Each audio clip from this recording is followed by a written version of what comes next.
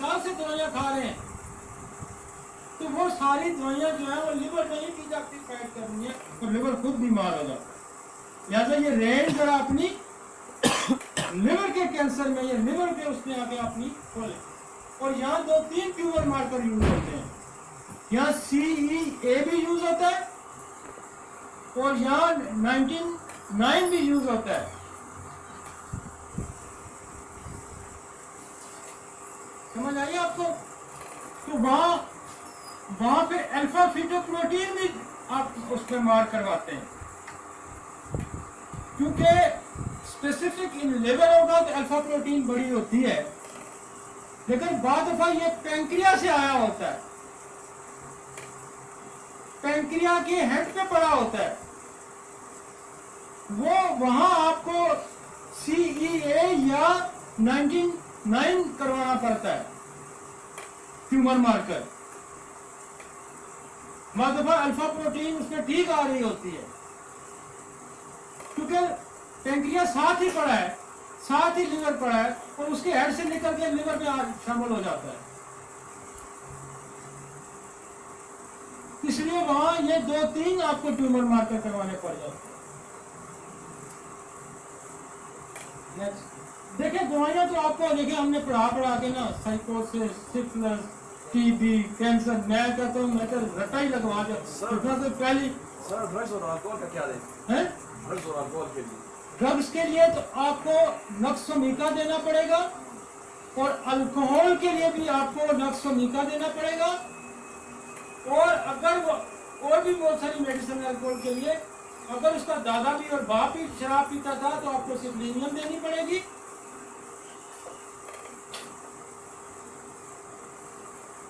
उसको चेलिडोनियम देनी पड़ेगी, उसको आयरस वर्सिकुलर देनी पड़ेगी। और नक्सोमीका अल्कोहल को शराबियों की दवाई है नक्सोमीका, हाँ एसिड सेल्फ। लेकिन नक्स का बड़ा आम रोल है भाई, नक्स का।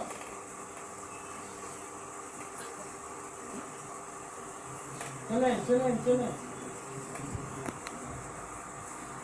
सर जब नक्सोमीका फेल हो जाए ड्रग्स को इंक्लूड करने में, नक्सोमीका फेल हो जाए किसमें? सर ड्रग्स को इंक्लूड करने में अगर क्रॉस ड्रग्स हो, एलोपैथिक ड्रग्स, एलोज भी दे सकते हैं, सिपिया भी दे सकते हैं, सल्फर भी दे सकते हैं, परसटीला भी दे सकते हैं, सल्फर, बेसिलिनियम, ट्यूबरक्लोनियम। जो कीमो से ज्यादातर आते हैं ना, उनको नक्स भी देते हैं, उनको पल्सटीला, क्योंकि वो फौलाद का बड़ा इस्तेमाल करवाते हैं। समझ आइए आपको कि जब फौलाद का इस्तेमाल होगा तो पल्सटीला यूज होगी। फौलाद के असर को, थैरम के असर को पल्सटीला एंटीडोट करता है। तो अक्सर हकीम जो है वो हर मर्ज में फौलाद का इस्तेमाल करवाते हैं। उनके पास दो ही मसाइल हैं, एक जिगर की गर्मी और एक मसाने की गर्मी और तबखीर मैदा।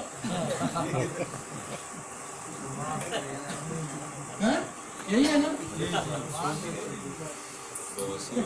गरीब बीमारियां यही है। जिगर की गर्मी, मसाने की गर्मी। सबसे मरीज आया मैं मसाने की गर्मी है, मैं क्या हम तो जिगर की गर्मी है जी डॉक्टर साहब किस दस्ती, मैं क्या पता था तुझे तू आए। I know source. और यही मरीज जब चला जाएगा तो वाला था तो वो तो फिर कैरोलॉजी और बहुत सारे इसके के मरीजों को जो जिनके हाथ पांव जलते हैं या वो कहते हैं बड़ी गर्मी लग रही है, मुझे ये हो रहा है, वो कहते हैं तो काफी मरीज है तुझे, तो मैं साइकियाट्रिस्ट के पास गया। समझ आई? अब हाथ की गर्मी आपकी जो है वो शुगर में बढ़ जाती है, जो आपकी जलन आती है, पाँव के जलना होता है, ये शुगर के पेशेंट में होता है। ये आपको बहुत ज़्यादा मिलता है, इसमें हेपेटाइटिस में मिलता है, आपको जॉन्डिस में मिलता है, जिनके कोलेस्ट्रॉल लेवल हाई होते हैं उनमें मिलता है, और साइकोसिस में बहुत मिलता है। इसीलिए मेडोरिनम हाथ पाँव जलने में इस्तेमाल होती है। इसी तरह सल्फर जो है सोरेक में इस्तेमाल होती है। इसी तरह मैग्नोल जो है वो लिवर के मरीजों में हाथ पाँव जलने में इस्तेमाल होती है। तो ये बहुत सारी चीज़ों में ये मिलता है। शुगर के मरीजों में सल्फर का इस्तेमाल होता है, फास्फोरस का इस्तेमाल होता है, और ये हमारे मेनोपॉज में बहुत ज़्यादा हाथ पाँव का जलना पाया जाता है औरतों में, जहाँ हम लैक्सिस का इस्तेमाल करते हैं। तो वो जो इन सारे मरीजों को कहते हैं कि आपको तो नफसियाती मर्ज हो गया है। ठीक है जी, समझ आई कुछ? 9 बजे आज मैंने वाइंड अप करना,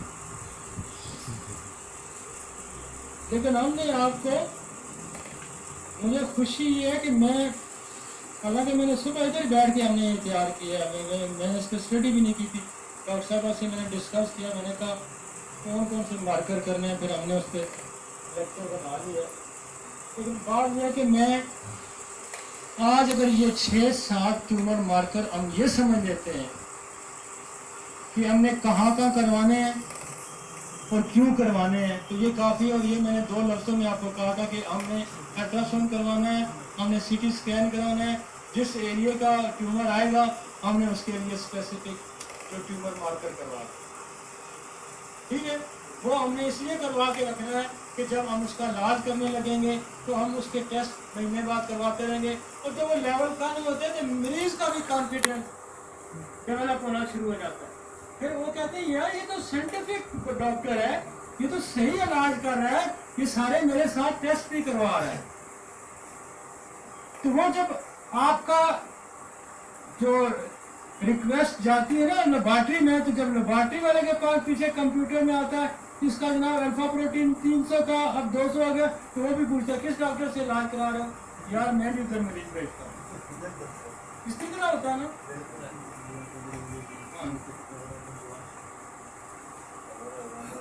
अल्फा फीटोप्रोटीन लिवर कैंसर में इसका बड़ा रोल है, और ये बहुत कॉमनली करवाई जाती है। जब अल्ट्रासाउंड आप करवाएंगे, लिवर में ट्यूमर आ गया, साथ ही उसको लिख दें प्लीज आप अल्फा फीटोप्रोटीन भी करवा लें। और मरीज जब करवा के आएगा और जो डॉक्टर उसको मिलेगा देखेगा, वो तो कहेगा यार इसकी तो बड़ी जबरदस्त अप्रोच इस डॉक्टर की, ये फौरन डायग्नोसिस पे पहुंच गया है। मैं आपको बताऊं, पीछे मेरे पास एक मरीज है, उसको हिचकी लगी हुई थी, मैंने एक दिन दवाई रुकी, दूसरे दिन उसको और कुछ शुरू हो गया। मैंने कहा यार इसका फौरन 10 स्पेशलिस्ट से, मेरे शहर के, मैं नाम नहीं लेता, अच्छा नहीं लगता, मेरे शहर के बेस्ट 10 स्पेशलिस्ट से वो होके आया था। मैंने उसको सीटी स्कैन लिखा और मैंने उसको CEA लिखा। उसके बाद स्कैन की रिपोर्ट आई, ट्यूमर आ गया लिवर में, लंग्स में और लिवर में आ गया। मैंने फौरन एक ये टेस्ट लिखा, वो आ गया 400-500 CEA। उन्होंने कहा ये डायग्नोसिस बनाई है बंदे ने, इसको पता लगा कि हम तो 10 स्पेशलिस्ट के पास बैठे हुए थे, और मैं तो किसी ने नहीं कहा, किसी ने कहा तुम्हें तो मोशन पे तुम्हें ये हो गया, तुम्हारा स्टमक का मसला है, तुम्हें फलाना मसला है। और जो मैं इसकी हिस्ट्री लेता हूँ कि उसको TB पहले हुई थी। अब मेट कहाँ से चला है? लंग्स से चला है। जब लंग्स की बात है तो मैंने कहा तुम्हें पहले TB उसने कहा मुझे हुई थी TB, तो मेरी डायग्नोसिस बन गई ना, मरीज को कॉन्फिडेंस हो गया कि मुझे इसने डायग्नोज किया, 10 स्पेशलिस्ट मुझे डायग्नोज नहीं कर पाए। हाँ जी, TB की हिचकी हम नक्स मीका देते हैं उससे ठीक हो जाता है, नहीं तो मैकपास देते हैं उससे ठीक हो जाता है। मोस्टली नक्स मीका से हिचकी 1 डोज CM की दे फौरन रुक जाती है।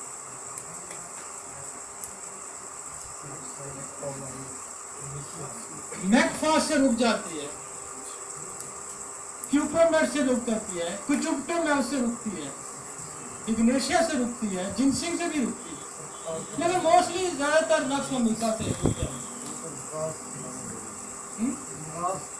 नहीं, कॉज तो ज़्यादा डाइजेस्टिव सिस्टम की उसकी वो देखना होता है कि उसमें प्रॉब्लम आ गया, बड़ा हुआ तो नक्स से भी रुक जाती है। Alpha fetoprotein, hepatocellular carcinoma, most common causes TB, साइकोसिस, hepatitis, C B alcoholism drugs.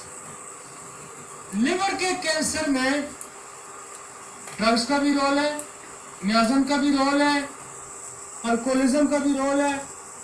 तो ये सारी इसकी जरा रेंज ही है, बहुत ज़्यादा है। इसका ट्रीटमेंट जो है, अगर क्रॉनिक आपको उसको हिस्ट्री ले रही है, हो सकता है उसको 10 साल 15 साल पहले जॉन्डिस पी लिया हुआ हो, तो मुसलसल क्रॉनिक शेप में आ गया हो, और उसने उसके पीछे कोई मैग्नेटिक हिस्ट्री भी हो, तो ट्रिगर करके ऐसे मरीजों में हम टेलीफोनिक का इस्तेमाल करते हैं और 7 कॉज को कंसीडर करके मैग्नेटिक मेडिसिन देते हैं। लेकिन जो लेवल्स हमारे ऑब्स्ट्रक्टिव जॉन्डिस जिनको हो जाता है, तो उनमें हम मोस्टली क्रोटेलस को यूज करते हैं। क्रोटेलस आपको पता है स्नेक है, पॉइजन, सांप का जो जहर क्रोटेलस है, ये लिवर पे ज्यादा इफेक्ट करता है। लेक्सिस जो है वो हार्ट पे ज्यादा इफेक्ट करता है, नाजा जो है वो हार्ट पे ज्यादा इफेक्ट करता है। और ये जो क्रोटेलस है, ये लिवर पे ज्यादा इफेक्ट करता है, ये सांप जो है। और ये सांप जो है, ये हमें लिवर के कैंसर में बहुत ज्यादा मददगार है। तो क्रोटेलस हेरिडेस, 2 क्रोटेलस है, एक क्रोटेलस हेरिडेस है और एक क्रोटेलस कास्कावेला है। कास्कावेला को हम ज्यादातर मेनोपॉज में यूज करते हैं, जहां हम लेक्सिस का इस्तेमाल करते हैं। उसके बारे में ये है कि लेक्सिस वाला तो दरवाजा नहीं बंद करने देती ना, खोल के रखो। तो कास्कावेला वाली दरवाजे पे झपटती है पूरा खोलने के लिए। ये नॉर्मल वे से इसको खोलेगी ना, तो वो तो उसके बारे में ये लिखा कि वो दरवाजे पे यूं झपटती है पूरा, उसको इससे ज्यादा सिविरिटी पाई जाती है। क्रोटेलस ऑब्स्ट्रक्टिव जॉन्डिस, और वो जो हमारी साइकोसिस, सिफिलिस, ट्यूबरकुलोसिस, कार्सिनोसन की हिस्ट्री है, उसको हम कंसीडर करेंगे। कार्सिनोसन को हम करेंगे, चूजा को करेंगे, मेलोरियम करेंगे, वो सारी हिस्ट्री के मुताबिक उसको करें। चलें जी।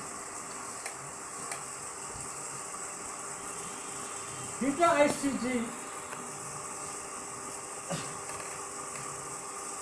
Choriocarcinoma, cancer of the placenta, foetus के जो झिल्ली है, उस झिल्ली के अंदर कैंसर बन जाता है।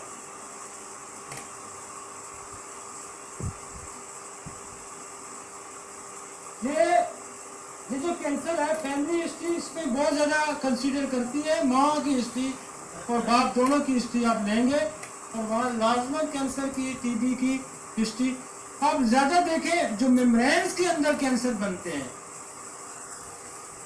वो साइकोसिस होंगे, वो ट्यूबरकुलोसिस।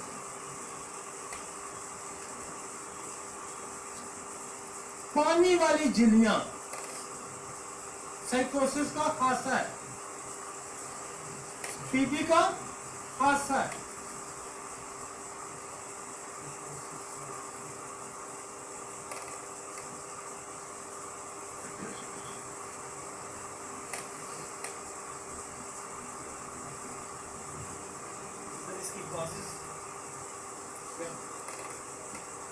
क्या जी?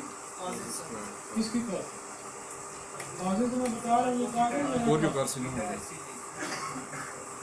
बीटा HCG का लेवल बढ़ने की कॉज मैंने आपको बताई है कि ये जो झिल्ली है फीटस के एज, उसके अंदर ये कैंसर पैदा होता है। इसकी कॉजेज में कैंसर कॉज है, इसकी कॉज में साइकोसिस कॉज है, इसकी कॉज में टीबी कॉज है। ओवेरियन कार्सिनोमा ट्रीटमेंट, आप इसको कार्सिनोसन हिस्ट्री पे देखें ना, कैंसर हिस्ट्री आ रही है तो कार्सिनोसन देंगे, मेडोरिनम देंगे, थूजा देंगे। और अगर ट्यूबरकुलोसिस की हिस्ट्री आ रही है और कैंसर की आ रही है तो कार्सिनोसन, ट्यूबर, फास्फोरस आर्सेनिक आइडाइड देंगे, उस ग्रुप में चले जाएंगे। फिर अगर इस ग्रुप में आ रहा है कि कैंसर हिस्ट्री भी है और साथ उसके साइकोसिस है तो फिर हम मेडोरिनम थूजा का सहारा लेंगे। और अगर टीबी की तरफ जा रहा है तो फास्फोरस आर्सेनिक आयोडाइड का सहारा लें। ठीक है जी।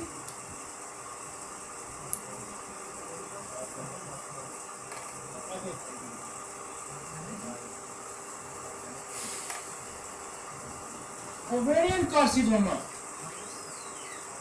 मेरे एक्सपीरियंस में, और अल्लाह का शुक्र है ये मेरा बहुत ठीक होता रहा, ये बहुत ही मेरा ठीक हुआ। और इसमें कैंसर की हिस्ट्री ज्यादा में मिलती है और साइकोसिस ज्यादा मिल रहा है। कैंसर और साइकोसिस, लिहाजा हम इसमें ज्यादातर थूजा का यूज करते हैं, यापस करते हैं और साथ कार्सिनोसिस को यूज करते हैं। ये मेरी बहुत कॉमन जो है इसमें जाती है। तो इधर ओवेरियन सिस्ट भी जो है वो भी साइकोसिस का बड़ा खासा है, बड़ा रोल, आम रोल।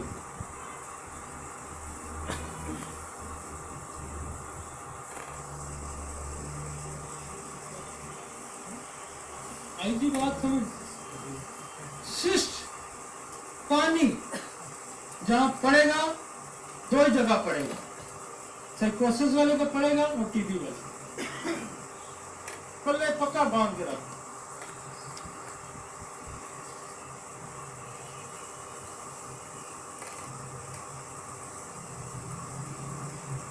इसमें म्याज़म जो है वो हम साइकोसिस और टीबी भी अगर पूछ लेते हैं तो बात का, क्योंकि पानी वाला मामला है तो टीबी का भी रोल हो सकता है, तो आप वहाँ ट्यूबरकुलोसिस को भी हिस्ट्री बेस कर सकते हैं अगर हो तो। और बहुत अच्छा रोल है सिस्ट को ठीक करने में हमारी जो पॉलीक्रिस्ट मेडिसिन है उनमें से एपस। तो हम मैथमेटिक मेडिसिन पीछे लगाएंगे, एंटीसाइकोटिक और एपस देंगे तो इंशाल्लाह मामला हल हो जाए। पैंक्रियाटिक कैंसर, लबलबे का, ये टीबी, साइकोसिस, alcoholism and diabetic patient and history of diabetes, जिन लोगों में बाप दादा में हिस्ट्री मिलती है शुगर की, उनके यहाँ भी ये पैंक्रियाटिक कैंसर डेवलप हो सकता है। लेकिन ये साइकोटिक भी होता है यहाँ ट्यूबरकुलोसिस भी मैंने देखा है, और ये बहुत कॉमन कैंसर है पैंक्रिया का। और ज्यादातर जो लिवर में कैंसर आता है वो पैंक्रिया से ही ट्रैवल करके आता है, और ये जंक्शन है उसका, पैंक्रिया के साथ लिवर पड़ा है, लिवर के साथ पित्ता आपका गाल ब्लैडर पड़ा है, ये बिल्कुल जंक्शन में होता है, यूं केकड़े की तरह पड़ा है। और इसका सर्जिकल ट्रीटमेंट भी कोई नहीं है। मजे की बात आपको, मास वो डालते हैं, क्या उसको शंट डालते हैं, जब डक्ट ये ब्लॉक करता है लिवर की और उसकी गॉल ब्लैडर की, सिर्फ बाइलर सेक्रेशन को बैक प्रेशर के लिए रोकने के लिए उनके पास होता है, तो बहुत ज्यादा दे दें, क्योंकि ये सर्जिकल ट्रीटमेंट में 3 ऑर्गन इन्वॉल्व होते हैं। ये जब फैलता है तो पैंक्रिया को इसलिए, क्योंकि पैंक्रिया की हेड पे पड़ा होता है, साथ ही इसके पड़ा हुआ है लिवर, साथ ही इसके पड़ा हुआ है गॉल ब्लैडर, और ये जंक्शन है, और साथ ही ये स्टमक को टच करता है।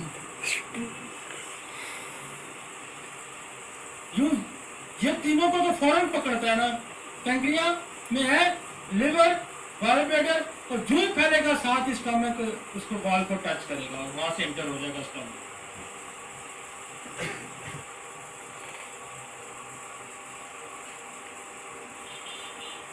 और सबसे मुश्किल ट्रीटमेंट है, इसकी सर्जरी नहीं हो सकती भाई, ये मैं आपको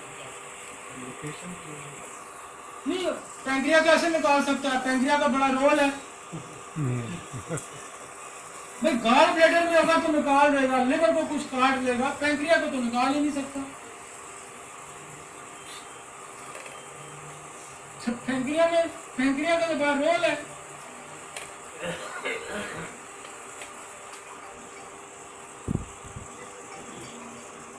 जाएगा।